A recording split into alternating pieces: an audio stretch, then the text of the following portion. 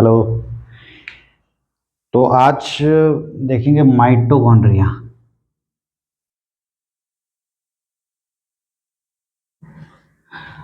Concentration इस topic पे करेंगे, लेकिन इससे पहले हम थोड़ा सा सेल की तरफ लेके जाएंगे। ठीक। सेल अगर देखा जाए तो सेल दो तरह का होगा। एक प्रो कैरियोटिक सेल और दूसरा यू कैरियोटिक सेल। तो प्रो कैरियोटिक सेल मतलब मोस्टली, मतलब सारे के सारे बैक्टीरिया भरे पड़े, और बैक्टीरिया छोड़ के अगर देखा जाए सारे यू कैरियोटिक सेल, मतलब animal cell, plant cell, fungus या फिर प्रोटिस्ट, ये सारे सेल्स यूकैरियोटिक सेल में आएंगे। अब बैक्टीरिया का स्ट्रक्चर अगर देखा जाए तो इसका डीएनए जो होगा, मतलब जेनेटिक मटेरियल,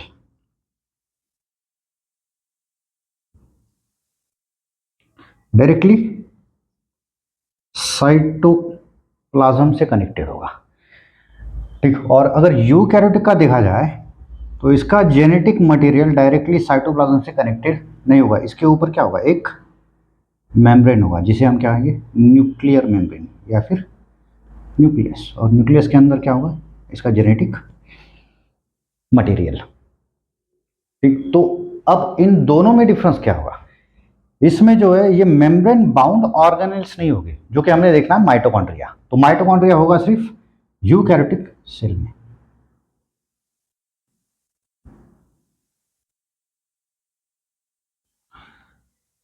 मतलब मेम्ब्रेन, इस पे मेम्ब्रेन है और इस पे ऐसे ऑर्गेनेल्स होंगे जो मेम्ब्रेन बाउंड नहीं होंगे। अगर मेम्ब्रेन बाउंड ऑर्गेनेल्स नहीं है, मतलब माइटोकॉन्ड्रिया नहीं है इसमें।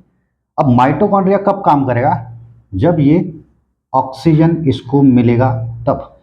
मतलब ये मोस्टली किस पे काम कर सकता है, एरोबिक रेस्पिरेशन में।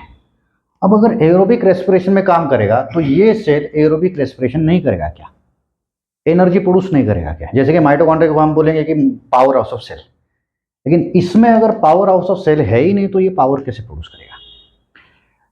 तो ये पावर प्रोड्यूस करेगा वाया ग्लाइकोलिसिस। ग्लाइकोलिसिस, लेसिस मतलब ब्रेकडाउन, ग्लाइको मतलब ग्लूकोज का, ग्लूकोज का ब्रेकडाउन होगा। अब इसके साइटोप्लाज्म में क्या होगा, ग्लूकोज का ब्रेकडाउन होकर पायरुविक एसिड फॉर्म होगा। और इसमें जो जो बाई प्रोडक्ट्स निकलने वाले, वो एक तो CO2 निकल सकता है। ठीक। इसके बाद या फिर हम बोल सकते हैं कि NADPH2 और ATP। अब ATP ये सिर्फ दो ATP निकलेगा और NADPH2 यहाँ पे जनरेट हो रहा है। तो NADPH2 का काम क्या होगा, ये हम देखिए माइटोकॉन्ड्रिया में। दूसरा कंडीशन, अगर ये यूकैरियोटिक सेल है तो ऑक्सीजन सप्लाई होगा। तो समझे कि ये साइटोप्लाज्म है, साइटोप्लाज्म में भी यहाँ पे क्या होगा, ग्लूकोज टू पायरुविक एसिड बन रहा है, तो इसमें भी 2 ATP जनरेट होगा, NADPH2 भी फॉर्म होगा। अब बाकी जो पायरुविक एसिड है, पायरुविक एसिड कन्वर्ट होगा एसिटिल कोएंजाइम ए में। मतलब ये जो रिएक्शन होगा, इस रिएक्शन को हम कह सकते हैं लिंकिंग रिएक्शन। Linking reaction. अब एसिटिल कोए जब फॉर्म होगा तो यहां से भी NADPH2 फॉर्म होगा और एसिटिल कोए एंट्री मारेगा माइटोकॉन्ड्रिया में। एसिटिल कोए एंट्री मारेगा माइटोकॉन्ड्रिया। अब जाएंगे माइटोकॉन्ड्रिया के पास। ठीक। अब माइटोकॉन्ड्रिया को पढ़ने से पहले कि इसका स्ट्रक्चर जान लीजिए। अगर समझिए कि आपके पास दो रिंग्स हैं, 1 एंड 2, दोनों का डायमीटर सेम है, तो अगर एक दूसरे के अंदर बिठाना है तो कैसे बिठाओगे। तो यहां पे अगर समझे कि ये आउटर मेम्ब्रेन है माइटोकॉन्ड्रिया का,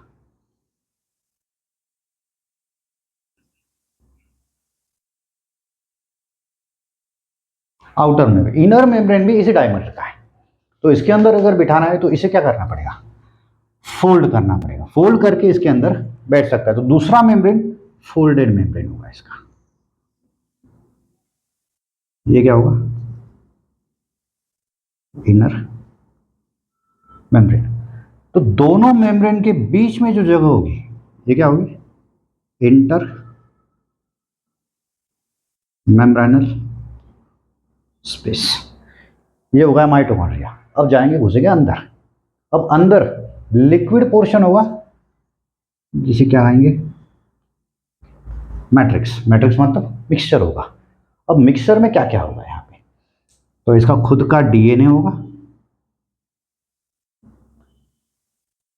अब खुद का डीएनए होगा तो ये जो डीएनए, ये डीएनए इसका डबल स्टैंडर्ड सर्कुलर डीएनए होगा, लेकिन एक ही होगा, single double standard circular DNA इसके पास मिलेगा। मतलब समझिए कि छोटा ब्रेन है ये।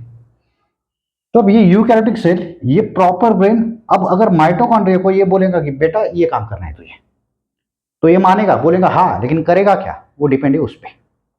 ठीक, तो माइटोकॉन्ड्रिया का क्वांटिटी सेल के ऊपर डिपेंड होगा। मतलब जो सेल हाईली एक्टिव होगा या फिर हाईली एक्टिव भी बोलेंगे, उसमें माइटोकॉन्ड्रिया का क्वांटिटी मैक्सिमम होगा, और जो सेल लो एक्टिव होगा उसमें माइटोकॉन्ड्रिया का क्वांटिटी कम होगा।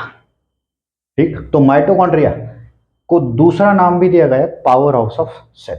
तो क्यों दिया गया है वही हम यहाँ पे डिस्कस करेंगे।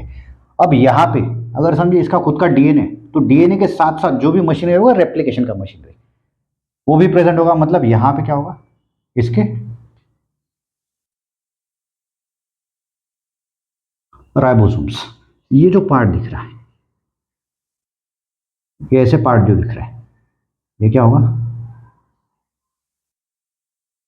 क्रिस्टी।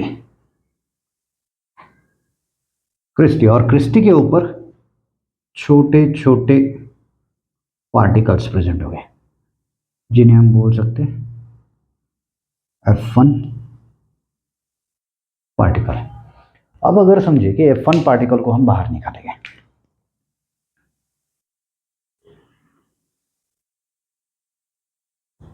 ये F1 पार्टिकल हो गए, और ये क्या हो गए, इनर मेम्ब्रेन। अंदर क्या हो गया, मैट्रिक्स, और यहाँ पे क्या हो गया इसका इंटर मेम्ब्रेनल स्पेस। यहाँ पे आउटर मेम्ब्रेन और बाहर साइटोप्लाज्म होगा। अब देखिए कि ये जो F1 पार्टिकल है, F1 पार्टिकल मतलब सिर्फ यही F1 होगा, बाकी का F1 नहीं होगा। अगर देखा जाए तो ये, इसे हम कहेंगे बेस, क्योंकि ये जुड़ा है, और बेस के ऊपर स्टॉक या फिर हम कहेंगे पेडिसेल, जो जोड़ेगा दूसरे कंपोनेंट को, जो F1 पार्टिकल प्रेजेंट होगा, या फिर इसे क्या कहेंगे, हेड। तो ये जो F1 है, F1 को स्पेसिफिकली एक्टिव करेगा F0। अब ये जो कैस्केड है, ये कैस्केड या फिर कॉम्प्लेक्स कहेंगे, ये फिफ्थ कॉम्प्लेक्स होगा ETS का, इलेक्ट्रॉन ट्रांसपोर्ट सिस्टम का। तो इलेक्ट्रॉन ट्रांसपोर्ट सिस्टम में इनर मेम्ब्रेन के ऊपर होने वाला है।